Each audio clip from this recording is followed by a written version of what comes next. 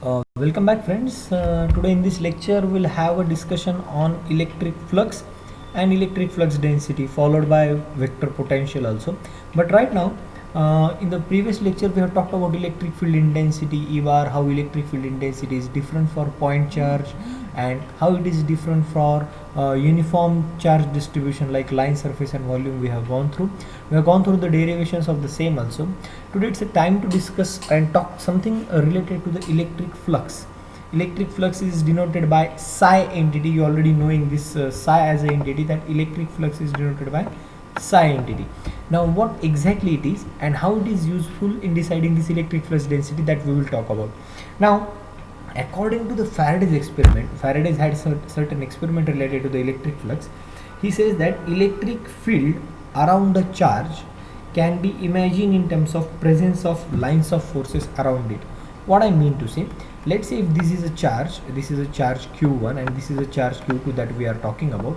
Now there will be definitely certain electric lines of forces which are coming from charge q1 to q2, something like this, something like this, something like this. So what Faraday said, so the electric field around a charge can be imagined as surrounded by electric lines of forces that we have already talked about. There will be force of attraction and repulsion in the Gauss law even. Okay, these electric field is assumed to be composed of very small bunches containing fixed number of lines of forces. So it is very composite and it is containing fixed number of lines of forces. Such a bunch, okay, such a bunch or closed area is called tube of flux. Such a bunch, so if I am talking about this blue color bunch, this bunch I am going to call is as a tube of flux. So since there are electric lines, electric field which is generated from one charge to another charge, something like that, so the q2 will definitely come under the influence of the electric field which is imposed by q1. Now such a closed tube or such a closed lines we call it as a tube of flux. The total number of tube of flux in any particular electric field is called electric flux. See, so this total number of tubes of flux in any particular electric field is called as a electric flux, which we are denoting by psi.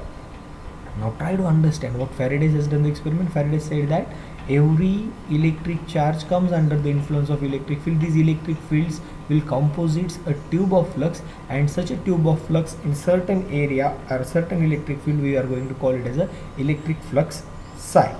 Okay, now what are the properties of these flux lines? Whenever I am talking about these properties, what exactly these properties tells me? See, you might have studied this in the physics also, that if there is a positive charge and there is a negative charge, I am just giving this is plus q1 and just imagine this to be minus q2. So the flux lines always starts from positive charge. I will take another color marker so that it will become easier for you to understand. These electric lines of forces always starts from positive charge and they end on negative charge.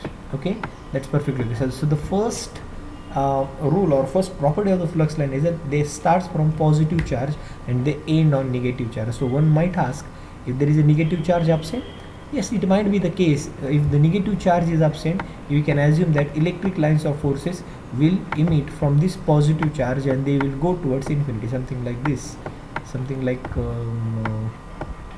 going in all direction but perpendicular to this particular surface. That perpendicular condition we will talk about in the later stage. Is it okay? If only positive charge is present, these electric lines of flux will be radiated towards infinity. If only negative charge is present, then electric lines of forces will start from infinity and ends on or terminates on this negative charge. They still follow the first property. The first property says to us that electric lines of forces always starts from positive charge and negative charge ends on negative charge. But if the negative charge is absent, they will be emitted from positive charge and they will go towards infinity. If positive charge is absent, then in that case they will start from infinity. They start from infinity and they will terminate on this negative charge. So this is towards infinity, this is from infinity. Is it okay? So the first concept I guess clear. The next important property of the electric line flux are they are always perpendicular and they never they are always parallel and they never intersect each other. If I'm talking about these line of force and these line of force, they will be parallel in direction but they never intersect each other. So it is not a combined action, it is just like a stretched pack of rubber bands where the rubber band will not interfere with one another. So if this condition is met, we can assume this is also one of the important property of this electric flux line. So the next property is lines are independent of the medium. This is the most important property. See, if you do remember the equation for E bar equation is that q upon 4 pi epsilon. See, E bar equation, if you remember, it is q upon 4 pi epsilon. What is this epsilon? Epsilon is a permittivity, what we are talking about. I am not interested right now its direction. Just see, if this is the case, E bar, I will say that E bar depends on the media around it. But whenever I am talking about flux lines, the flux lines are independent of this particular media. They are independent of this epsilon term. How this is independent of the epsilon term? Depending on mathematical expression, we will try to prove it. But right now, just understand these electric flux lines are independent of the media around it. And last property is that the line always enter and leave the surface normally. So these flux lines always enter and leave the surface normally. So notes for this particular thing I am going to upload on the LMS. You can just go through it, but try to understand these flux lines. You already studied this thing. Now we have just talked about electric flux. Now, what flux density d bar is? Whenever I am talking about flux density, one may ask, what flux density? What is the definition of flux density d bar? So electric flux density is a vector field d bar, capital D bar. See, remember two things. Field intensity is denoted by electric field intensity denoted by capital E bar. Flux density is denoted by capital D bar. Okay. So the flux density is a vector field d bar. And what is flux density? We'll see. So to understand that, let's understand one experiment. Let's say there is a certain charge q which is placed in a space, and if a closed surface is kept around it. Okay, closed surface is kept around it, and if someone asks me what is the charge on this closed surface, okay, listen to me carefully. If someone asks me what is the charge on this closed surface, I will say that the charge on this closed surface, on the periphery, on the body of this closed surface, is exactly equal to this q which is enclosed by this particular surface. Is it okay? So if someone asks me what is electric flux density, so the flux density is just ratio. So if I just want to calculate this, it is d bar is equal to, the basic definition of d bar is flux density is flux radiated per unit surface area. So the flux radiated per unit surface area is nothing but d bar. So whenever I am talking about certain surface, I am talking about flux, there should be certain closed surface. Okay, so let's say if I am having orange in my hand, and if I start to squeeze it till its volumes become 0. So if someone asks me how much pulp will come outside the orange, one definitely will give the answer that much pulp which is present inside the orange, that much only will come outside, no additional pulp will come outside. So similar to that case, d bar will be psi upon s. This psi indicates flux, electric flux, and per amount of surface area or per unit surface area. Is it okay? So the vector field electric flux density d bar is psi by s. So what must be its unit?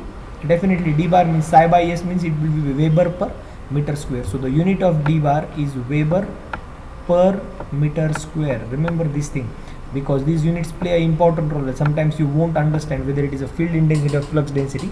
At that time this will be helpful. Now if I want to understand this in terms of d bar, in terms of E bar, what is the relationship between d bar and D bar? So d bar is equal to epsilon naught E bar. Always remember, if I have written the equation for E bar as q upon 4 pi epsilon naught r square ar cap, or what it may be. So if I multiply it by epsilon it get cancelled, and d bar equation will be plain q upon 4 pi r square, and this indicates that not only flux but the flux density is also independent of the media in which we have kept that particular charge. Is it okay?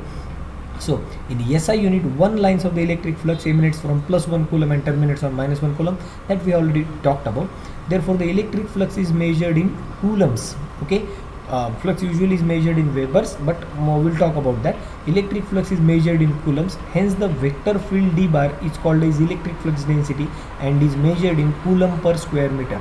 Okay, so Weber per meter square or Coulomb per meter square. So we'll talk about that in the next lecture, where we will have a discussion on how this flux density plays an important role.